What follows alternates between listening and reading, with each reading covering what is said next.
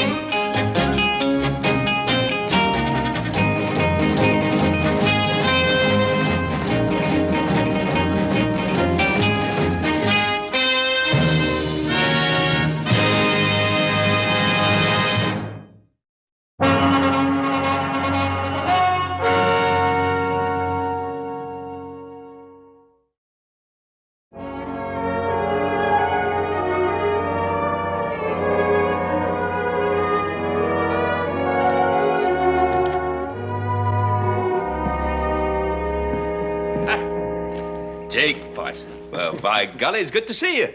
I figured you might feel like that. Yeah. Nice to see you, too, Ben. Well, come on in.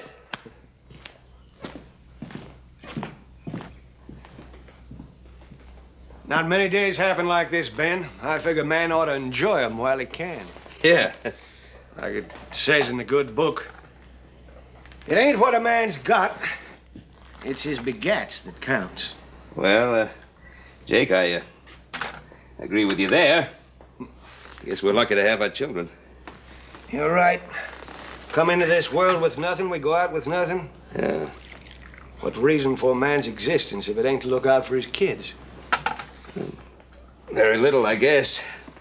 Well, I've been blessed that way. 2 strapping boys, and a girl. Of course, the boys have given me some trouble. But not my Mary. She's as good as they come. I agree with you, Jake. She's a mighty fine girl. Sometimes I used to think that the only thing that could raise on my land was a ruckus.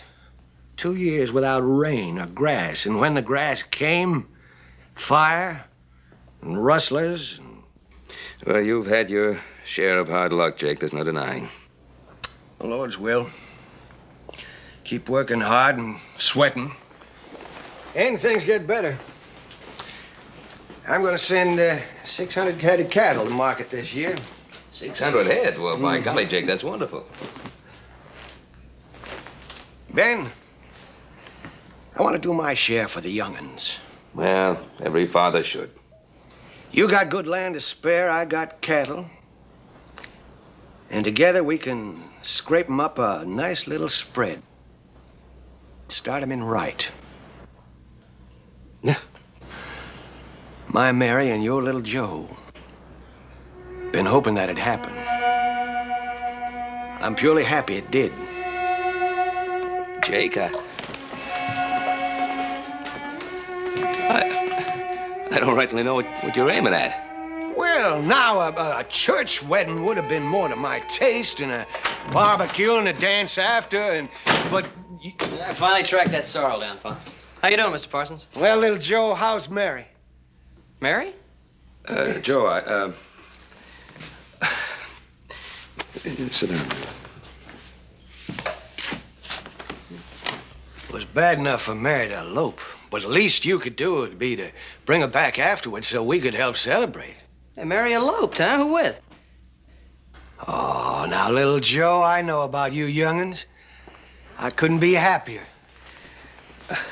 Jake believes that you eloped with his daughter Mary. Me? Oh, heck no, sir. I didn't elope with anybody. Now, little Joe, there's no need to lie about it. Well, I'm not lying. I haven't even seen her. Mary told me and the boys that you're going to take her on a picnic yesterday. Me? Yes, you. She drove out in the buggy to meet you a little after noon. And she ain't been back since.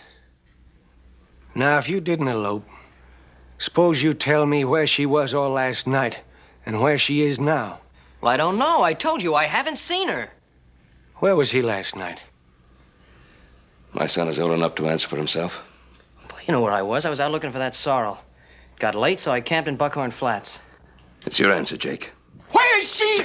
Now, look, all I can tell you is the truth. I didn't see her. If she went on a picnic with someone, it wasn't me. Jake. She said she was going with you? Well, you must have heard her wrong. She says you've been courting her for 2 months. You deny that? I have to because it isn't true. You calling my Mary a liar?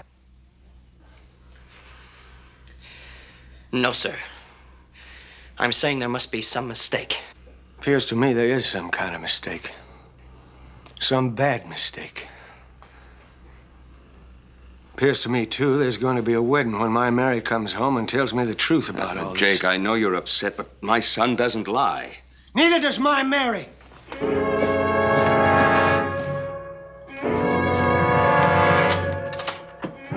Parsons may not be as rich as Cartwright's, but we do know the difference between right and wrong.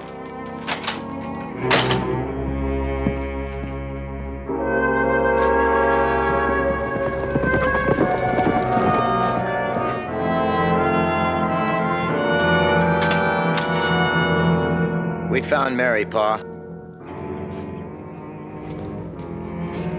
She's dead. The buggy was near Indian Leap. Her body was at the bottom of the cliff.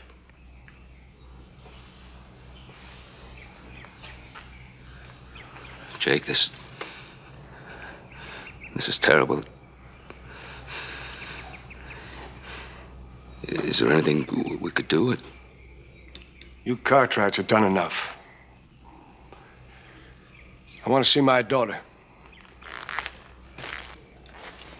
You boys take me to her.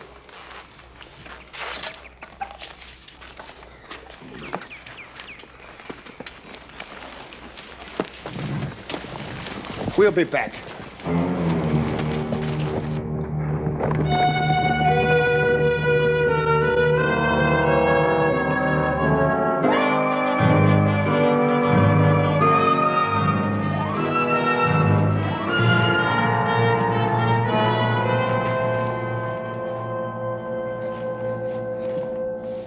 Oh, no. Someone might come in. Let them. We're engaged, aren't we? I want the whole world to see and know how lucky I am. Dolly, do you think the governor will be at the reception? I don't know. That's the 10th time you've asked me that. Does it really matter that much? Well, of course it does. I want to meet him. Contacts like that are very important in the legal profession. Jerome, can't you ever forget business? Sweetheart, I didn't have the start that your father did. If I want to be worthy of you, I've got to make every moment count.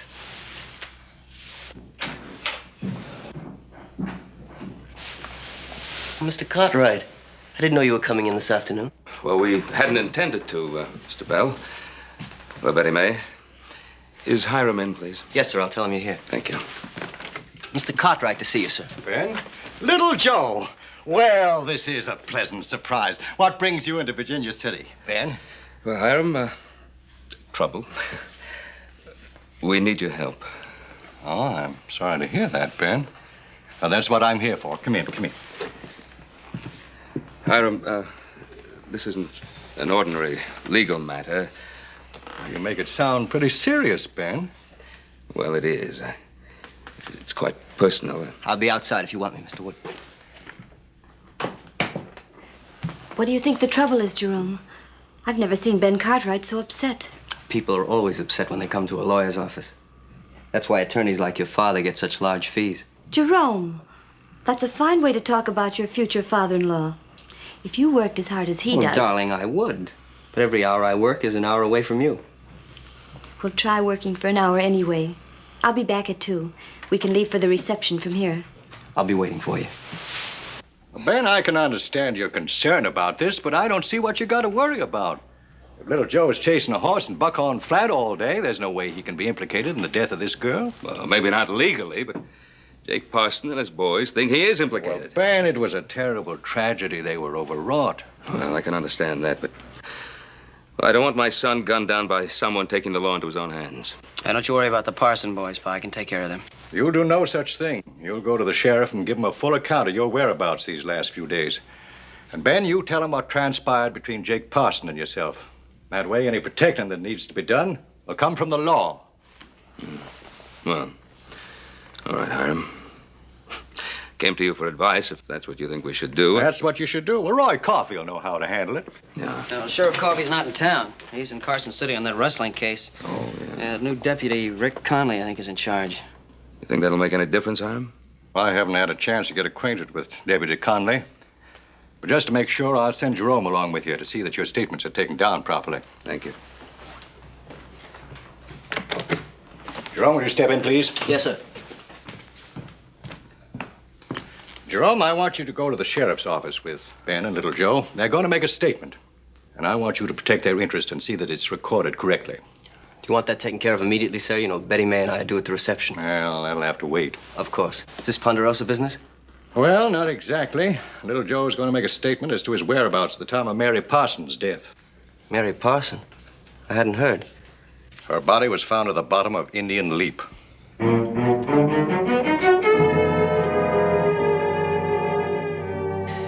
3 weeks prior to the company and Parson in the company of others. Well, this seems to be perfectly all right. All right for you both to sign it.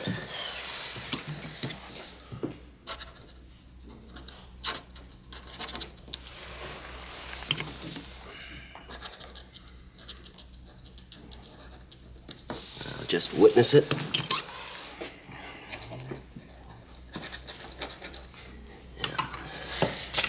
That should take care of things.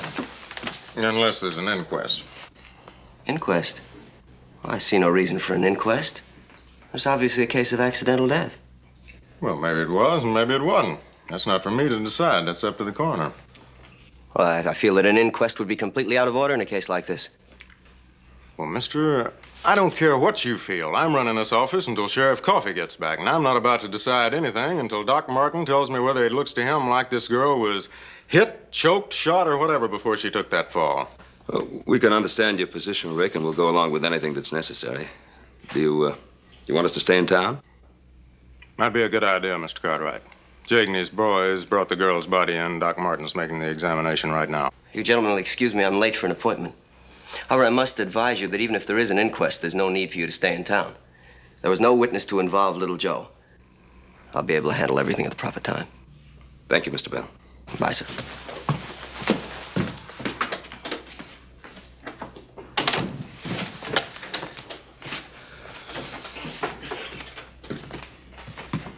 He's right, Mr. Cartwright. I can't keep you in town unless you want to stay. Well, we'll stay in town until after the doctor has made his examination. We'll be in his office if you need us. All right, sir.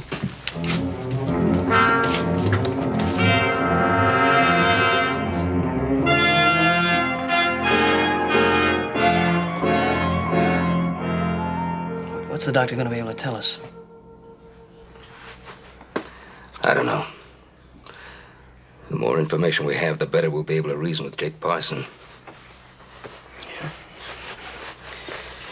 Well, that girl fell to on her feet. I don't see how they could tell anything.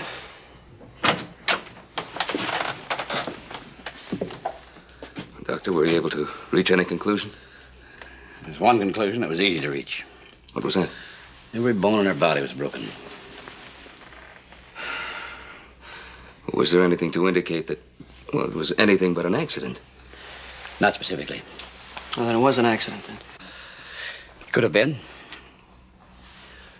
Or it could have been suicide. Suicide? What makes you say that? She wasn't married, was she? Well, you know she wasn't. She should have been.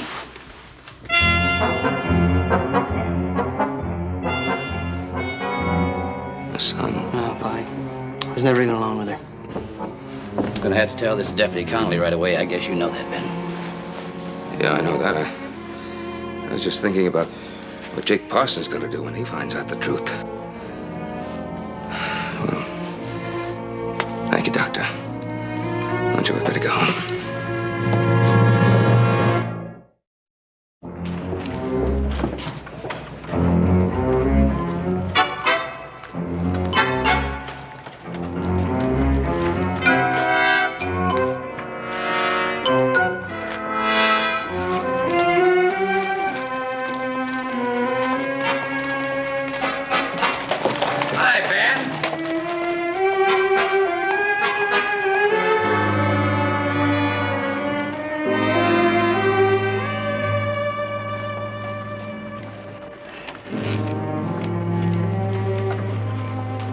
Hello, John. Oh, hello, Doc. What's got into Ben Cartwright? You little Joe went by me like I was a rock in the road. Oh, it's nothing personal, I'm sure. They're concerned about Mary Parson being found dead. Mary Parson dead. When was this? Our brothers found her body yesterday. Happened the day before, though. The day before? I saw her that day around noon. Where'd you see her? Why, right on the road to Indian Leap. Must have happened right after I saw them. Them? You mean there was somebody with her? Sure there was. She was with little Joe Cartwright. I even waved to them when they went by. You sure you saw her with little Joe Cartwright? Don't you think I know little Joe when I see him? Well, you'd better be sure, because you're gonna have to tell that to Ben Cartwright.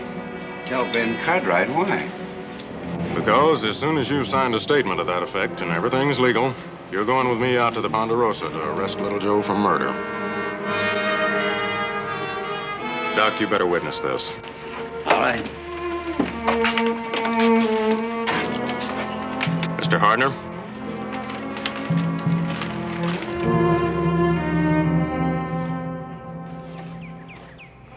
Howdy. Rick, Mr. Hardner. Howdy, Hoss. Howdy, Hoss. Your pa home? Yeah, he's inside. Come on in.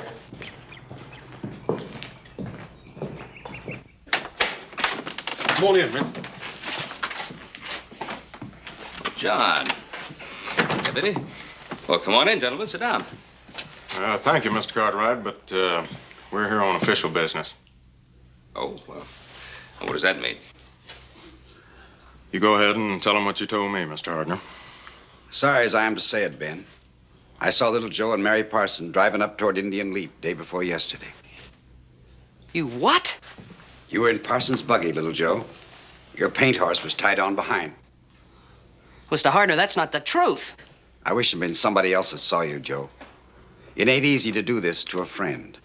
Pa, he's lying. Oh, little Joe wasn't in that buggy. He wasn't nowhere near Indian Leap. I know that. Well, what are we doing standing here listening to this for? Well, John, for some reason, thinks that he saw little Joe and Mary in that buggy. He believes it. Well, that kind of believing can put a rope around Joe's neck.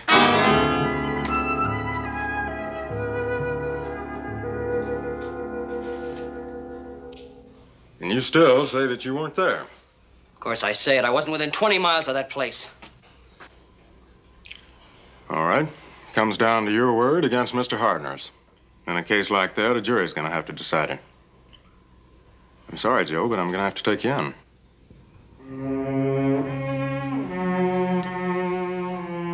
Get your horses ready.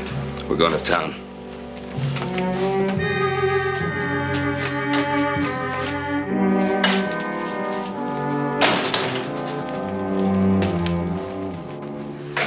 We believe you, boy. Never doubt that for an instant.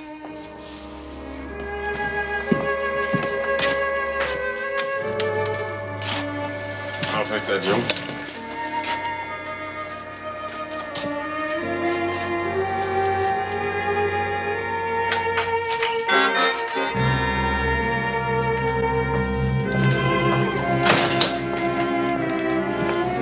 Stop right there, all of you. You don't have to do this. Little Joe's under arrest. We're on our way to town. Get out of the way, Cartwright. I come out here to get one, but I'll take two if I have to. Little Joe's not wearing a gun. You can't shoot an unarmed man. What chance did he give my sister? I never even saw your sister. And that's what you'd say, sure. But she said she was going to beat you, and that's good enough for me. Get out of the way, Cartwright! Don't be a fool, Pete. Let the law handle this. Oh, Cartwright's a big name around these parts.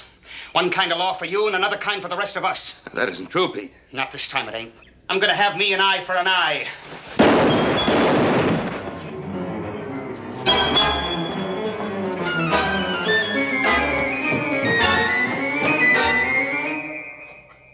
You ain't out of the woods yet, Cartwright.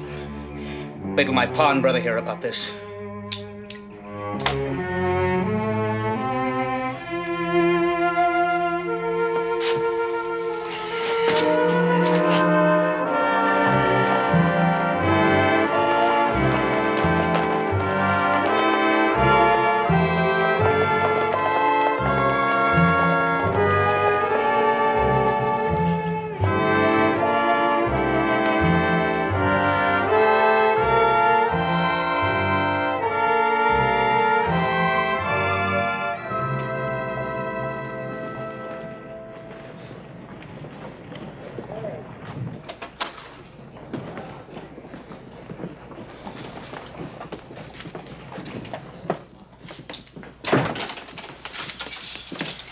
Let's get it over with, Joe.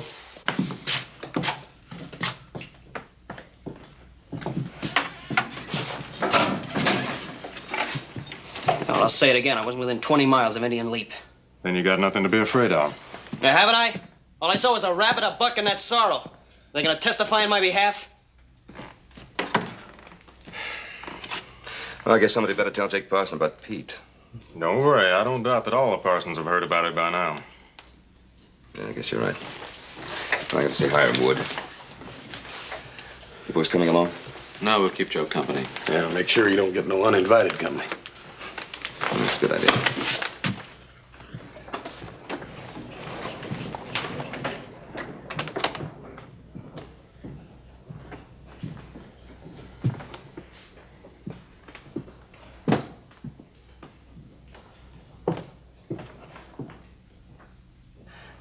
I didn't want to hurt Pete, but I just couldn't let him kill somebody in cold blood, could I? I had to shoot. Of course you did, Ben. Of course you did. But right now, the Parsons are the least of your worries. Well, let's face it. This has turned out to be a lot more serious than I'd anticipated. With a witness like John Hardner. John have any reason to lie, Ben? Oh, no, not John Hardner. What? Ben, this is a difficult question for me to ask you. Are you sure that little Joe is telling the whole truth? You asked me to doubt my son. No, I'm not asking that. All I'm asking is, do you think there's any chance that little Joe... If I were to start doubting my son at this point, everything I've lived and worked for would be lost. Well, Ben, I'm your lawyer. I have to think the way a jury's going to think. Believe me, with this latest news about the girl and John Hardner's testimony, this is going to come before a jury. Hiram, what do we do? Well, you two have a good time at the reception? Oh, Father, it was absolutely wonderful. Jerome made such an impression on the governor. The governor hardly noticed anyone else. I was surprised how young he is. We did seem to have a lot in common. He even wanted to know my views on politics. That's fine, Jerome, that's fine. Right now, politics can wait. We've got something much more urgent to consider at the moment. Well, yes, sir, of course. As a matter of fact, it's been on my mind all during the reception. I'm glad to hear that. You come up with any ideas? Well, sir, I don't like to say this about the dead, but with that girl's reputation, I don't think there's a jury in Virginia City that would convict little Joe. Jerome, what a dreadful thing to say. Well, I'm sorry, sweetheart, but we're fighting for a man's life. Hiram, suppose we took Jake Parsons' buggy back up to Indian Leap again and have John Hardner show us exactly what he saw. That might be an excellent idea, Ben. If there's any possibility of showing that John Hardner was mistaken, why, I think... That's just it. But what happens, sir, if it confirms John Hardner's statement? Then we'll have no case at all in court. No, sir, I think we've got to fight this out on the basis of the reputations of that girl and Mr. Cartwright's son. Mr. Bell, we are going on the assumption that little Joe is innocent. Yes, sir, of course. I'm just pointing out that legally we might be taking unwarranted risk. He's got a point there, Ben. There would be some risk involved. It's a risk I'm perfectly willing to take.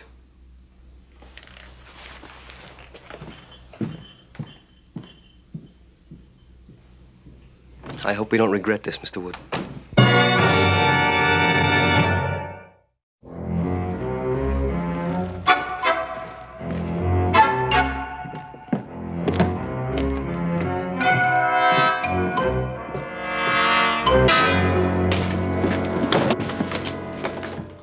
I want the man that shot my son. The rifle, Jake. Put it down. You won't need it in here. Where's Ben Cartwright? I'm right here, Jake. Pete took the law into his own hands, tried to shoot an unarmed man. Mr. Cartwright did the only thing he could do in self-defense. It's true, Jake. I saw it. Hardner, seems to me like you jumped the fence. You was going to testify little Joe was with my Mary. Now you're siding with Cartwrights. I'm not siding with anybody. I saw little Joe and Mary up at Indian Leap. I'll say it under oath. I also saw Pete trying to shoot an unarmed man. I'll swear to that, too. I had no choice. I'm sorry it happened, Pete. One of mine dead, one shot. And all I hear anybody say is, I'm sorry. There's one thing we can do, Jake. We can take your buggy up to Indian Leap again in the morning. Why? So John Hardner can show us where he was when the buggy passed him. We can all get a good look at what he saw. Hardner says he's seen little Joe. You want him to change his mind? My son's life is at stake. I'm just trying to get at the truth. All I'm thinking about is my daughter was killed. And your son did it.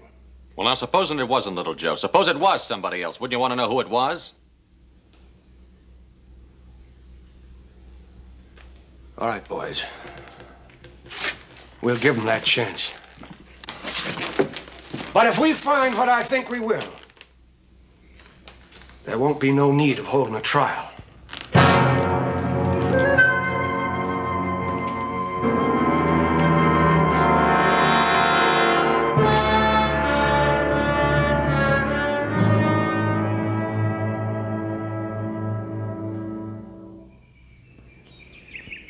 All right, bring on the buggy.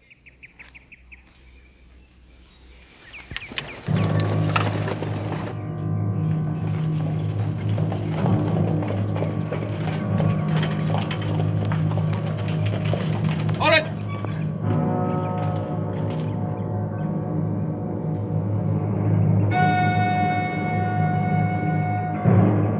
Hey, John, is this as close as you got to that buggy?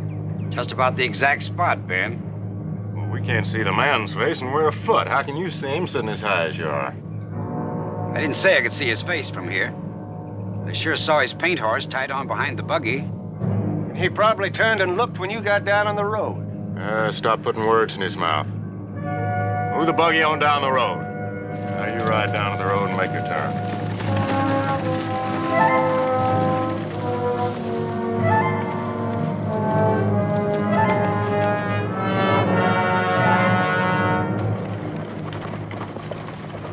I remember. Now I can tell you how I knew it was little Joe. When the buggy made the curve, the man had his foot on the dash. I could see his leg. What does that prove? When did you see his face? I didn't have to see his face. His leg was enough. He was wearing his gun tied down to his left leg. That's how I knew it was little Joe.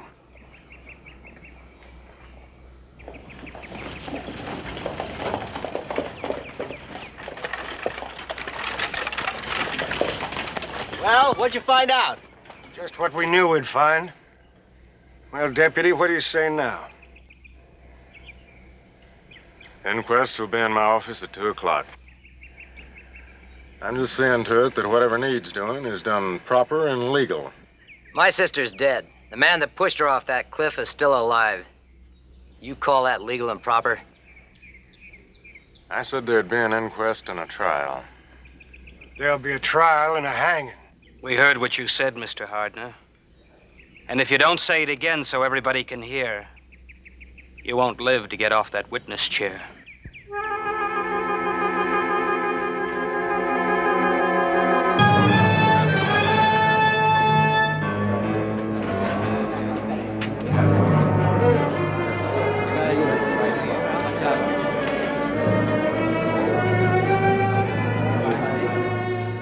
Thank you very much, Mr. Hardner.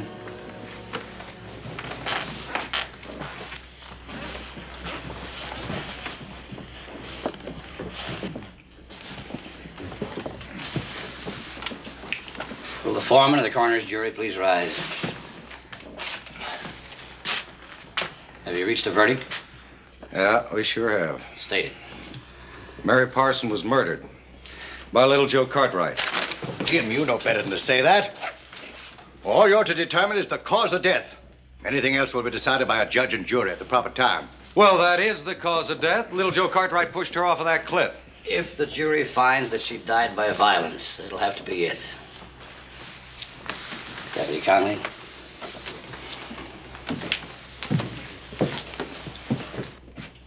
Joseph Cartwright, you're hereby bound over to stand trial for the murder of Mary Parson.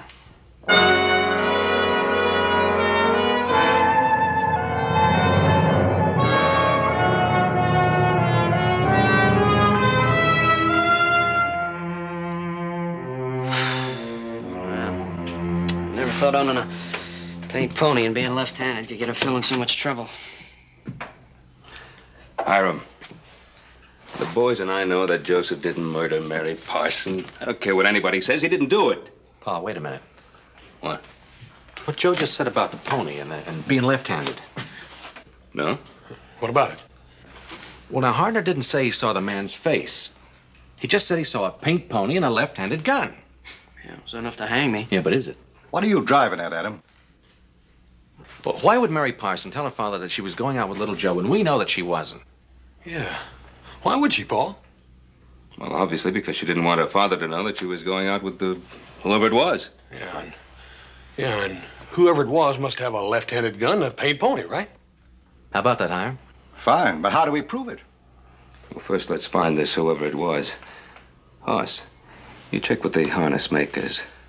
Adam, check the livery stables. Right. Hiram, I don't know why we didn't think of this before. Ben, if this works, I'll get Jerome Bell working on it right away.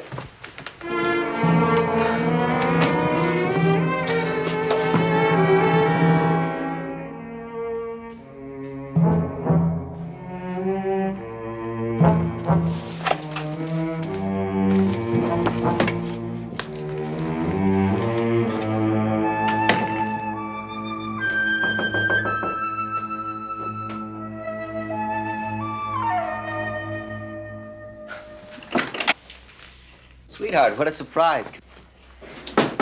I really shouldn't be here, but I wanted to talk to you. And Papa said you'd be here working. I'm glad you're here. I'm always glad to see you. The shy and proper Betty May. All these books. Do you have to go through them all? I'm planning little Joe's defense. Or trying to. If I had it my way in the first place, we'd be in a lot better shape. Jerome, I'm sure Father knew what he was doing. I hope he lets me take over this case. I feel I can do as well as any man alive in that courtroom. But I have to win your father over first. Sweetheart, you could help me with that. This is such an important case, Jerome. Little Joe's life's at stake. That's what I mean. If I win this case, I'll be the most sought-after lawyer in Virginia City. We can get all the things that we've planned for. Your father will take me on as a full partner and... well, who knows? The governor was a lawyer. That's the way he started. Of course, Jerome. I'm sure all those things will come in time. But right now, we must be thinking about little Joe. Thinking isn't enough. The evidence clearly indicates his guilt. Well, I don't think he's guilty. But it's what I can convince the jury of that counts. Well, I can't believe he's guilty. Jerome, I don't believe he'd push anyone off a cliff. Given sufficient provocation, any man can commit a murder. That's not my definition, sweetheart, but you'll find it in any legal text just the same.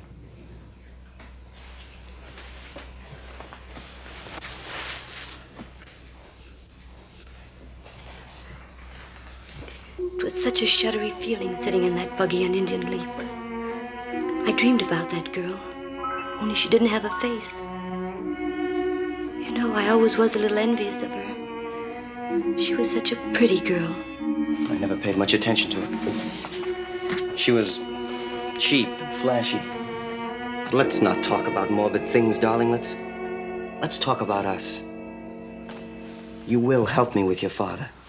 Jerome, must we always talk about my father? Why not? We both want the same things. A big house, beautiful clothes, fine horses.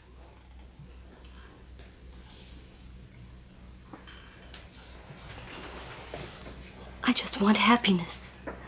I just want...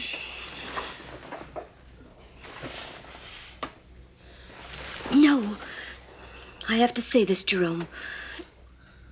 You want success so badly that sometimes I wonder if you want to marry me just because I'm Hiram Wood's daughter.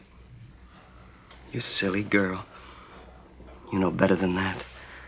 All I want is you.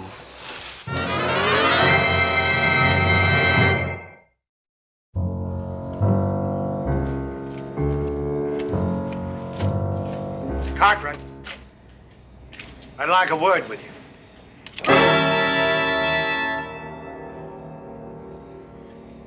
I said I'd like a word with you.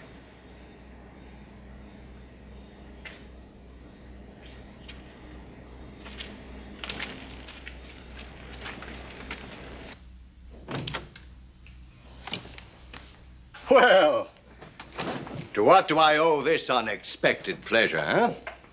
I thought you and Jerome were going to the governor's ball this evening. We are, Father, a little later. Jerome went to the hotel to change. He's been working so hard. I was lonesome, so I thought I'd wait here. Am I interrupting anything? No, just catching up on some odds and ends. Here, sit down. I'm sorry I've been neglecting you lately, darling, but I just never seem to get caught up. Now this nasty business with the Parson girl has to come up. I know, Dad. It's been a strain on Jerome, too. I wish you both could slow down. Now you sound just like your mother used to. I can't imagine Mother ever scolding you about anything. She was a wonderful woman. Wonderful woman. I just hope that you and Jerome will have the happiness your mother and I had. Of course you will. I hope so, Dad. Well, you don't have to sound so desperate about it. Dad, we don't have to lie to one another. Most girls my age are married 5 years and have a family. I'm not the prettiest girl in town, and I just don't want to make a mistake. No. What's this? Have you and your young man have words or something? I suppose I'm being silly. It's just that sometimes it seems as if Jerome loves his work more than he does me. Oh, so that's it. Well, sweetheart, I doubt very much that you're the first woman ever to say that. Jerome's a very ambitious young man. That's it. Ambitious. So terribly ambitious. It frightens me. Dad, at the reception, when Jerome met the governor, it was just as if suddenly I ceased to exist. Baby, now you are being silly. I suppose I am. I shouldn't be bothering you with my troubles. Of course you should. Of course you should. That's what I'm here for. Now, you run along and have a good time. World looks a lot prettier under a full moon, you know.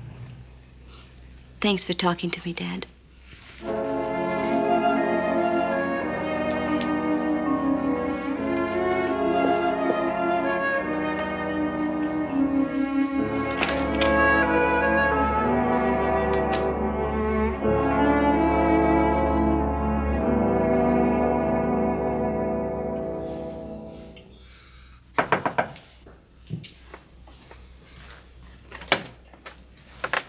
Betty May, what are you doing here?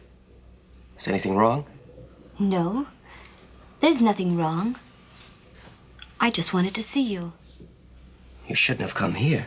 Why? I'm in love with you. I was lonesome. Someone might have seen you. You know how the gossips are in this town. Let them talk. I'm not ashamed of my love. Are you? Of course not. I just didn't want you to see how I live. I'll be with you in a moment.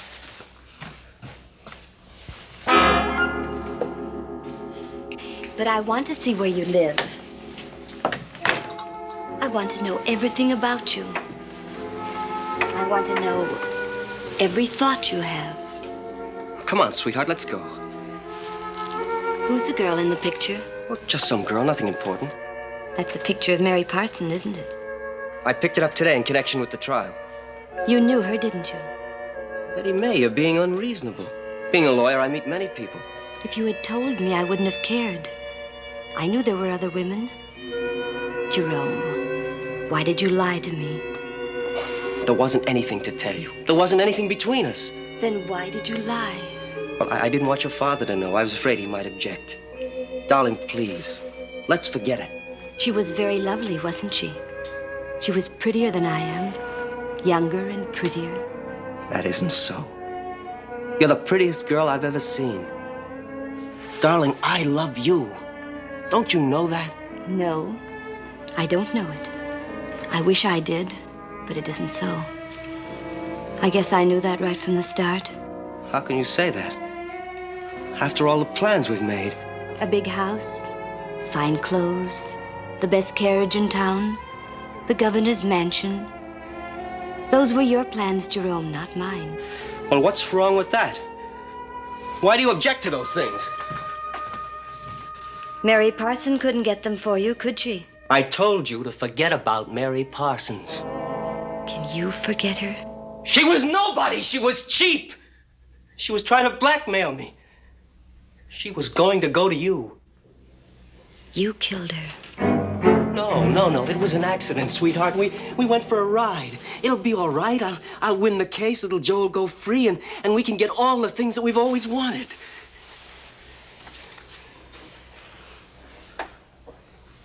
What are you going to do? I'm going to tell my father. Betty May, I couldn't let you do that. I couldn't let you do anything like that.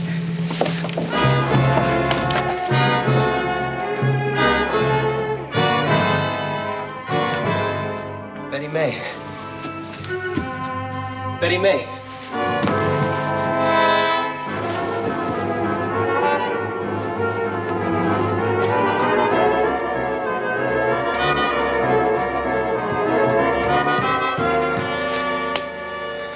Betty May.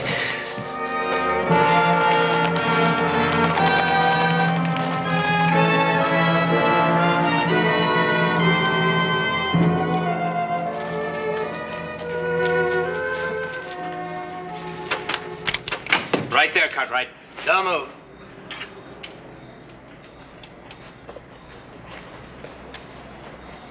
You want to see your paw, don't you? Move.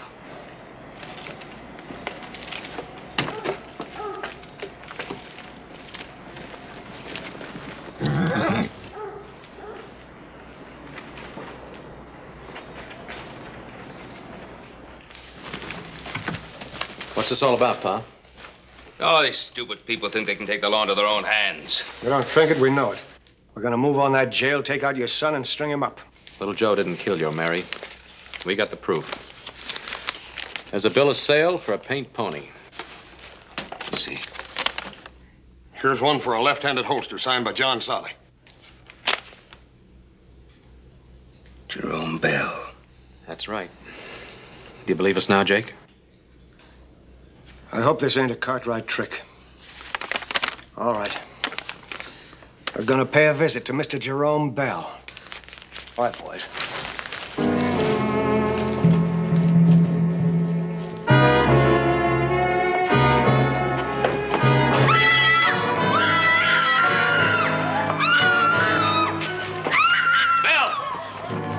Stay away! All of you! You try anything and I'll throw her off of here! Bell, it's no use! We found out! Well, you don't try to stop me!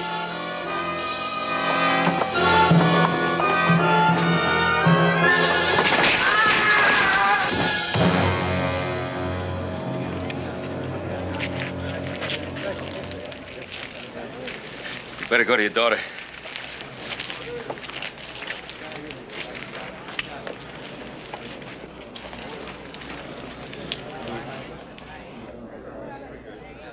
Jerome.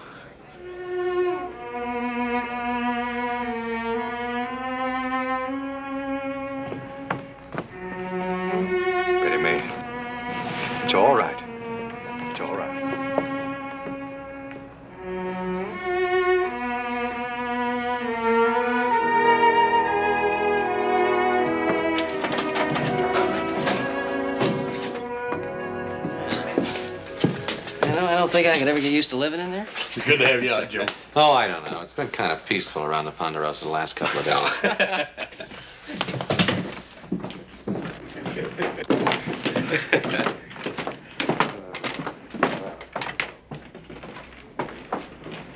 Brother Joe.